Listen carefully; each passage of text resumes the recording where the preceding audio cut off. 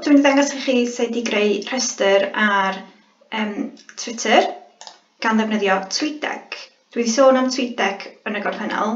Yr cyfeiriad ydy tweetdeck.twitter.com a mae o yn ffordd handi o reoli eich cyfrifon Twitter. Mwy nag un neu un mewn un man.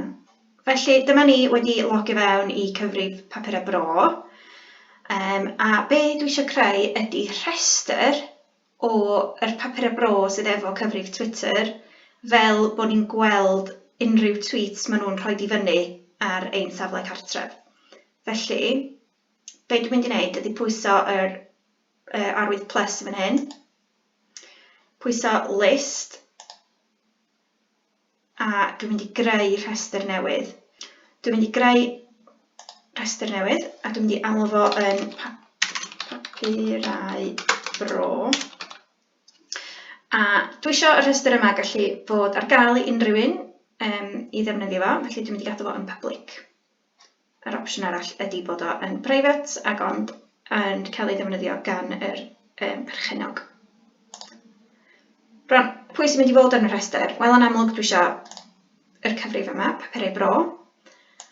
Allai chwilio am bobl yn fan hyn, enghraifft llais ogwan. Na ni, a dwi'n pwysio plus. Yr opsiwn arall, os ydych chi efo rhestr o'r cyfrifon yma, ydy pwyso botwm add multiple users fan hyn.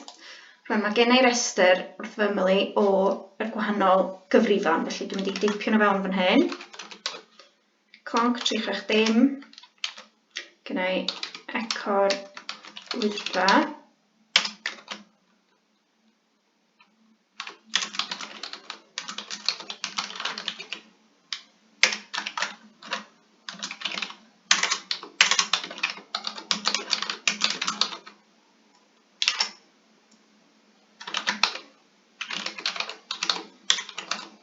Ag ati, mae yna fwy. Felly, dwi eisiau ychwanegu'r 5 yna. Allai bwyso add users to list. A dyna ni, maen nhw wedi cael ei ychwanegu. Dwi'n meddwl bod yna ffordd i pasteio rhestr i fewn hefyd, felly gael weld os dwi'n pwyso hwn.